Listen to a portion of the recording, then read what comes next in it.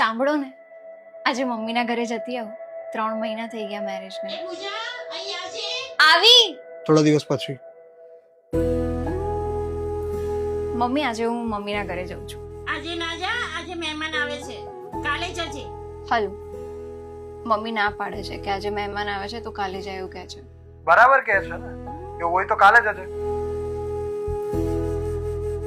મારી તબિયત સારી નથી તો ઘરનું કામ કોણ કરશે? આદિત્ય, આને તારી રીતે સમજાવજે. ક્યાં જાય છે? મમ્મીના ઘરે.